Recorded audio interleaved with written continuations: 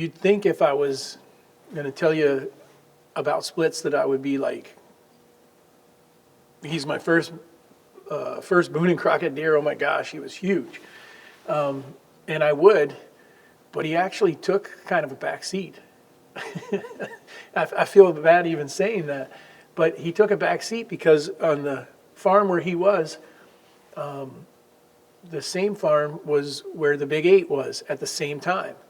And so the Big 8, even though the Big 8 didn't, I mean, this deer's going to outscore him by 10, 15 inches.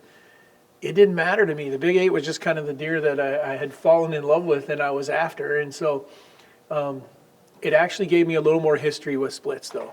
By what I mean by that is because I was so focused on the Big 8, I was getting pictures of him. I knew that he was around the year before, and we didn't even attempt to shoot him. Not that I wouldn't have shot him if he came in. I can tell you back then I was not wasn't that picky. And but so what happened was I ended up shooting the Big 8 the year before. And after that, I was like, well, splits is still there. Let's see what he does. Well, he really didn't change a whole lot from one year to the next. He just kind of, and we gave him his name because his brows were kind of the first, when we first got him first got pictures of him in the summer, all you could see was kind of up to here and there was all these splits. And so hence the name. So anyhow, let's kind of fast forward though.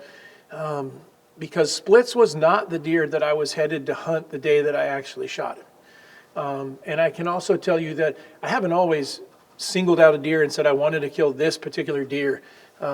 It's a process, I believe, that we go through to get to that point. And so what, at this point in my life, yeah, I knew of some good deer, knew they were around. We tried to target a deer as far as, yeah, I'd like to kill that one, but we weren't necessarily holding out for that deer. And so anyhow, Kyle was my cameraman that morning, and we walk out of the house, and we are dead set. I got another spot I want to go to. There's a deer by my house that I wanted to hunt. And I was like, I mean, I've been waiting for this. We're jacked. We get outside. We don't even clear the driveway. And I went, feel that? And he's like, what are you talking about? I said, you feel the wind is not right. That's good. We're going to be plenty early. The only problem is I don't think we can go to that stand. It's wind? Yeah, I mean, it's west, but it ain't, I wanted northwest. This is, I think, southwest. Hang on. And he's like, what? And I said, I get out my wind checker and I walk away from the house and get away so the wind will give me a good, true direction. That is straight southwest. Blowing right at you, isn't it? Yeah. And I hit the wind checker and it's not where it's supposed to be blowing. And he's like, well, what are we going to do now? I mean, it's 5 a.m. and we got to get somewhere, and we were planning on hunting close by. I said, well, there's a stand over here at the end of that food plot that I could go to. And it was a southwest wind. I said, with a southwest wind, we got a really good chance. And this was early too. This is like October 19th, 20th. Well, here we go again. Late October, not late, mid-October, I guess you'd say. I think it's around the 23rd. We are turkeys. Anyhow, action is starting to heat up a little bit as far as seeing more deer dead on the roads, seeing deer crossing the roads. Everyone is starting to see a few more deer. I had a spot I wanted to go to. We're getting crazy wind. Like this morning is supposed to be northwest, southwest, northwest. And I'm like, how do you work that? Unless you have something that's good for west. So we kind of thought maybe the weather people were going to be wrong. So we had an entire plan to go to a spot we've been dying to get in there and hunt. And got up this morning and we couldn't do it, so we had to reconfigure. So I'm not sitting in the stand that I want to be, but I'm sitting in the stand that I should be in. And so I said, let's go there. Let's just, we're not necessarily hunting a deer, we're hunting the wind. And I said, so that's probably the right way to approach anything. So that's what we did. So we bail out of there, we go to a different spot, we jump in the stand, we get in the stand, and we've probably been in there an hour or so. And I don't know about you guys, but I pack my Rattling Antlers anywhere I go.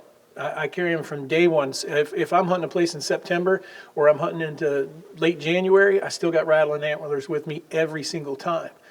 And in this particular case, there's a good thing I did, because like I said, it's early. It's like the 19th, 20th. The rut doesn't start for us for another 2 weeks roughly. But at the same time, I'm thinking maybe we'll get a chance to, whack the antlers together.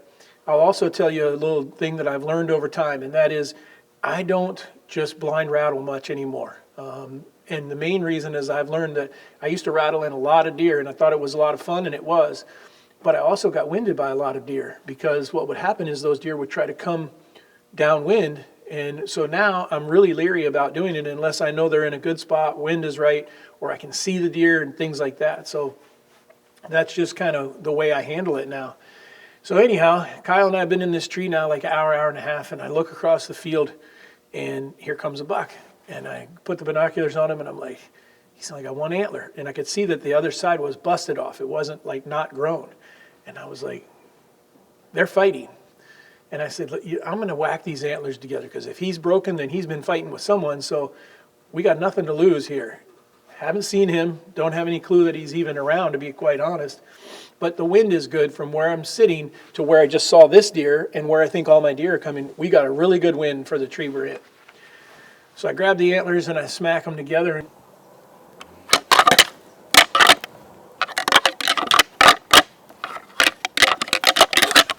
And when I do, I don't recall whether I had even hung them up yet. If I had it, it wasn't more than a few seconds. And because the clip that we got from this was continual. From the time that I reach back and hang up the antlers, Kyle is saying, buck, buck, buck, buck.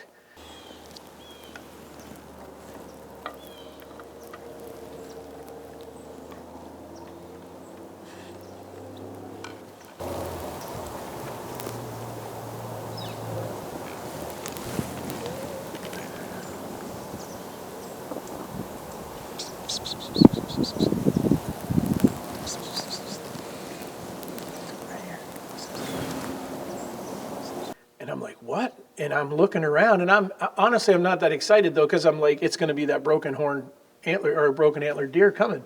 And so I'm looking and looking, and then I see the feet.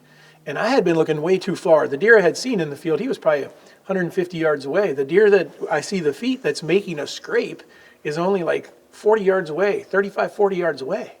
And I turn and I'm looking at Kyle in the tree, and I'm like, can you tell what deer that is? And he's like, no, it looks like a pretty good deer. And I'm like, I can't tell. And he just got into a perfect position at that point, and I saw this, and I was like, Kyle, that's splits.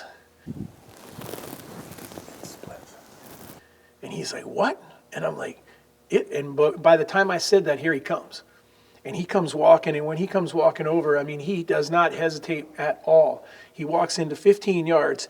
He's standing there broadside, and I almost didn't have to do anything. It was kind of autopilot. And he walks in, and I just remember looking at the side of this deer and all these splits, and I shoot this deer and watch the arrow go exactly where I wanted to. And he takes off and runs 20 yards and tips over.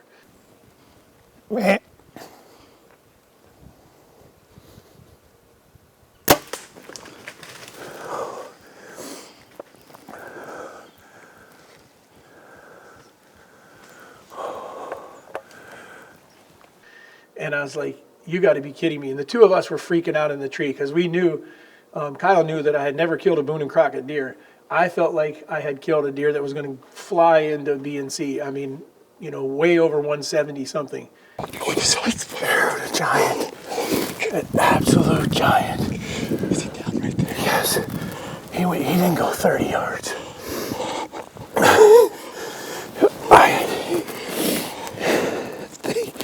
Thank you, Lord. I cannot believe that just happened. He ends up 170 something. He's like 172, but he could have been 170 and a hair, and it wouldn't have mattered to me. I just wanted to break that number just one time, just to say that I had done it, and we had done it. And what we had done it, the way we had done it was by hunting the wind, by doing it right, by not pushing the issue somewhere else, by carrying Rattling Antlers with us, because you never know what you're going to run into, and not being afraid to just like try something, and see if you can shake things up. So that's the story of splits. It's like I said, it's kind of very, very short story, but it's a bittersweet, very, very sweet story, to know that not only had I killed my first Boone and Crockett deer, but I had killed my first Boone and Crockett deer on my own property. And that really, truly, still to this day, means a ton to me. And I just think he's one of the coolest deer out there. So anyhow, hope you enjoyed this YouTube deal. Make sure you guys are subscribing, because we got lots more of these videos, and you want to make sure that you know when they're coming.